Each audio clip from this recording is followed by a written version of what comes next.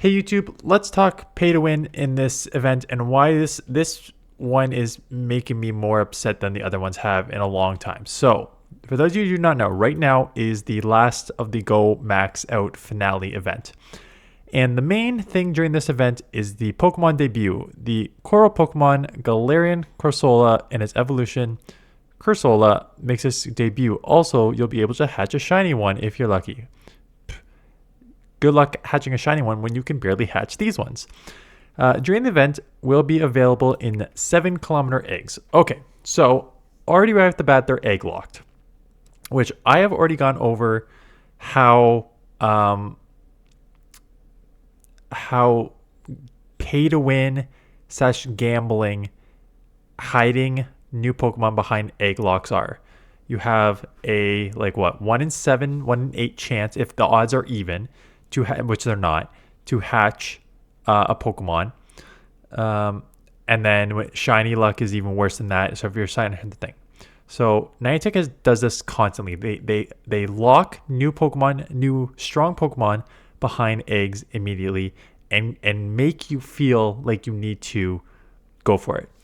Now, I don't like this. I've never liked this. However, for people who want to spend money on this game and want to hatch hundreds and hundreds of eggs because they really want a shiny, really want a Pokemon, all the power to you. I think what it comes down to it is you play the game that's best for you, I'll play the game that's best for me. And it's kind of like, as long as it doesn't do me any harm, I don't care, right? That's kind of the general principle when it comes to just my background policy. When you're making a policy, you want to do something that is the best for the people, but without causing sort of undue harm to other people. So when people are shiny hunting and want to hatch eggs for their own personal gain, I'm fine with that. But here we are, a Pokemon that is, number 3 ranked in the Great League and number 2 ranked coming soon. When the moveset updates, if you watch my move updated PV Poke ranking, someone put it in the open data, and CORSOLA actually jumps to number 2. So why does it jump to number 2? I've kind of done a behind the scenes on it, but it's got that stat product similar to a Azumarill-ish. Very, very low attack, 99 attack with a very high defense and stamina for 2200 overall. So an insanely bulky Pokemon. In terms of typings, only 2 weaknesses. It's a ghost, which is a really nice typing. Only 2 weaknesses. One being dark, which is tough, but the other one is a ghost, which you also hit super effective against. So it's not as bad. And then being able to resist normal and fight, double resist normal and fighting at that, and a poison, which is all through the meta right now, makes your typing really good in this meta.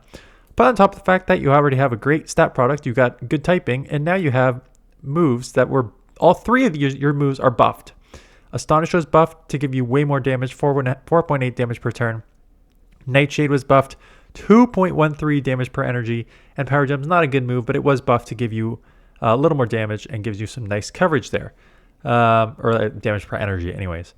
So you have 2 great stab moves, coverage move, bulk typing, and you're now the number 2 ranked Pokemon in 2-3, the ranked Pokemon in Great League.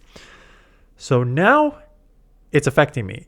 And it's not just affecting me, it's going to affect a lot of people. It will... I don't even know if they've banned it yet or not. I don't know if they've banned it or not, but you are now rewarding people who can hatch thousands of eggs in the Play Pokemon Championship Series, right? Because you have the new number 2 ranked Pokemon that not a lot of people have, and it just gives you a distinct advantage to be able to hatch these. Now, are these easily hatchable? No. Here is Axon making a very funny joke. Me when I hatch 3 CORSOLAs from 30 eggs. So 1 in every 10 eggs he gets a CORSOLA. Now I've hatched a couple. I'm free to play, so I have had incubators that were just sitting there. I don't use my incubators. I'm like, if I'm going to use incubators, I'm going to use them for this one. I've hatched about 25, 30 Pokemon, and I've gotten 3. And from those hatches, it's not like you're getting 6, 7 XL candies. You are getting 1 or 2. So I started with 37. With the walking and the hatches, I'm up to 50. So you're thinking, 50 is okay, isn't it? Well, no. Because as you can see here, the rank 1 level 50 01515 is a level 50, which is 296 candies. So I thought, okay, maybe, just maybe, it's one of these Pokemon that can get by without having the rank 1. Like maybe your hatch is good enough, right? So let's just say you have a Corsola that you're hatching, and you know what? Best hatch you can get, 10, 15, 15, right? So you have a 1495, level 43. That's not bad. You know, you may not get, like, you need to be lucky. First of all, you need to be lucky to hatch one anyways, and then you need to be lucky to get the best IVs you can get on that hatch. However, when running the Sims, I'll just put the max stat product on these guys as well, so it makes it evenish. When running the Sims, you lose 3. You pick up 3 more against those, and those 3 happen to be Drifblim, Feraligatr, and Marowak. Not exactly non-meta Pokemon. They are very much everywhere. And when I didn't put on stat product and I just put on default IVs the first time, the rank 1 also picks up Primeape and Dugong, right? So if they don't even have optimal IVs on their end, you're now picking up basically 5 meta Pokemon with the ultimate IVs. So you are rewarding 2 things here. You are going to reward people who have thousands of dollars to spend, because you're essentially going to need to hatch hundreds of these, or you're going to reward people who are going to cheat, and you're going to reward people who are going to have multiple accounts that they can trade between. You're going to people who spoof. You're going to reward so many other people besides the people that want to play this game honestly and not spend thousands of dollars to try to get a Pokemon in a limited capacity here. And again, they do this constantly. I hate when it's, you may get lucky. Is locked behind eggs, and you may get lucky to hatch this. You may get lucky to shiny. And again, most of the time I don't care, because when it comes to me, it comes to me. Everything gets recycled. This Pokemon, I'm sure, will not be locked behind eggs in 6 months or so. Everything in Pokemon Go comes out in time. I remember when people were paying freaking $7 for Mr. Rhyme, just for it to come out like 3 months later, right? Everything comes out later. I'm leaning towards playing the Toronto Regional in 2 weeks. I now need to not only not have this Pokemon, but potentially think about building and not knowing how many people are going to have it. Like, these guys are all, a lot of people who do the circuit spend thousands of dollars traveling and doing these circuits anyways. I'm pretty sure they're going to spend the money to hatch and try and get these caught anyways.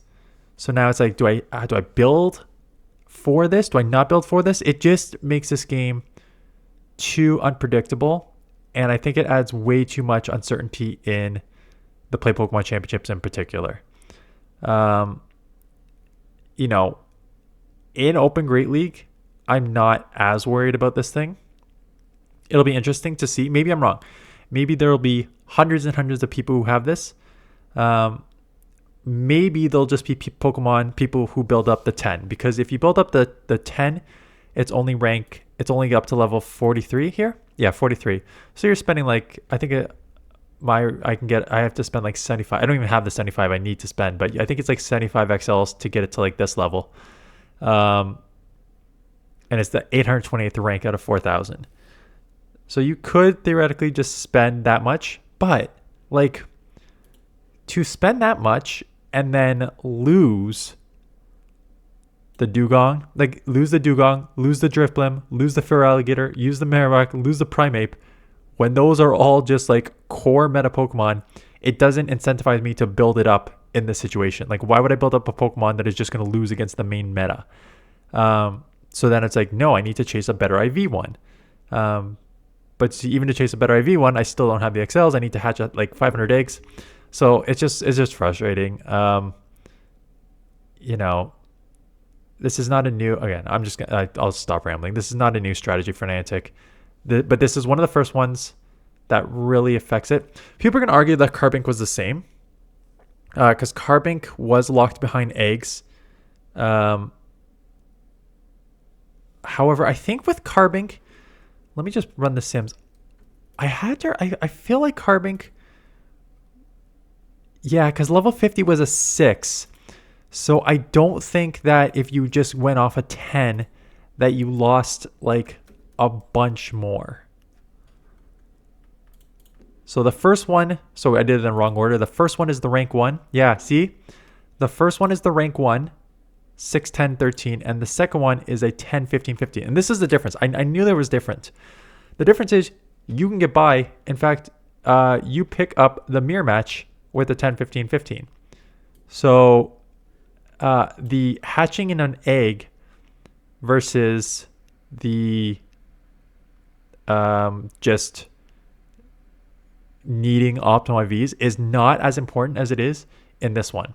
Now, level 45.5 is still going to cost you 150-ish XL candies, which is a significant investment, especially if it was a new Pokemon. So there was definitely some aspect to this, but based on the IVs, there wasn't as much as there is in his, right? So you need to hatch these which aren't being hatched much.